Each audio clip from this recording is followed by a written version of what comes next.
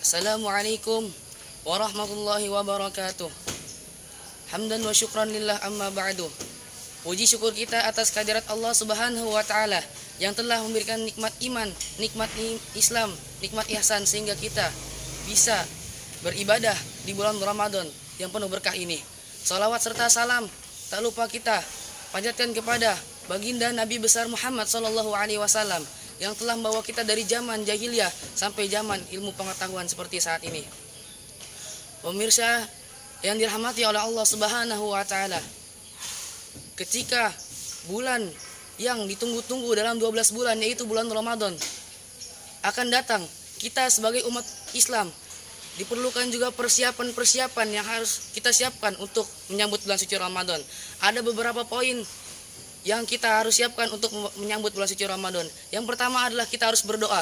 Kita berdoa agar bisa bertemu dengan Ramadan dan bisa beribadah di bulan Ramadan dengan sehat jasmani dan rohani. Karena semuanya itu tergantung oleh kehendak Allah Subhanahu wa taala. Agar kita bisa beribadah tenang di bulan Ramadan, makanya kita harus terus berdoa agar kita dipertemukan oleh bulan Ramadan. Mu'alla bin Al-Fadl ulama salaf berkata, dulu para tabi'in 6 bulan sebelum bulan Ramadan beliau berdoa agar dipertemukan oleh bulan Ramadan, dan 6 bulan setelah bulan Ramadan mereka berdoa agar pahala ibadahnya di bulan Ramadan diterima oleh Allah Subhanahu wa taala. Pemirsa yang dirahmati oleh Allah Subhanahu wa taala, yang kedua adalah berdoa.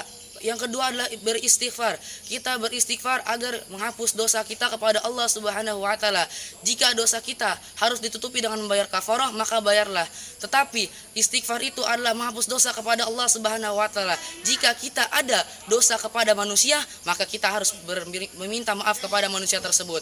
Seperti yang disabdakan oleh Rasulullah sallallahu alaihi wasallam, "At-taibu minadz-dzanbi kaman la dzanba lahu." Barang siapa seseorang berbuat dosa terus dia bertobat seperti tidak melakukan dosa tersebut. Hadis riwayat Ibnu Majah.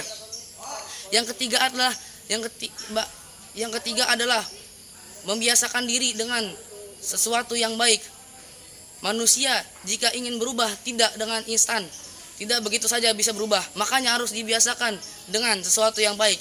Amalan-amalan besar di bulan Ramadan seperti sholat tarawih, sedekah, sholat tahajud, dan puasa harus dibiasakan agar kita menjadi mukmin yang sejati. Yang keempat adalah menjadikan Ramadan sebagai target untuk merubah diri. Karena kenapa? Karena di bulan Ramadan itu kita bisa beribadah dengan baik. Seperti yang disabdakan oleh Rasulullah sallallahu alaihi wasallam, "Idza dakhala syahrul ramadana futihat abwaabus samai wa ghulqat abwaabu jahannam wa sulsilatis syayatin." Pada ketika bulan Ramadan, pintu langit atau surga itu dibuka. Pintu neraka ditutup dan setan-setan dibelenggu. Pintu surga dibuka adalah menjadi kesempatan besar kita sebagai mukmin untuk beribadah di bulan Ramadan agar kita dihantarkan kepada surga Allah Subhanahu wa taala. Amin amin ya rabbal alamin.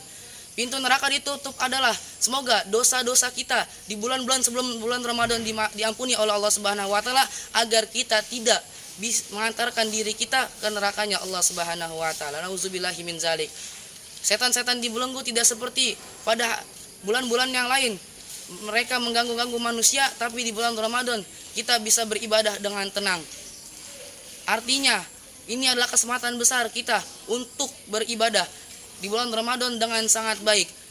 Di tahun kemarin kita hanya bisa membaca setengah juz 1 per hari, tapi di tahun Ramadan tahun ini kita bisa membaca 1 juz per hari. Yang kelima adalah pahami fikih Ramadan.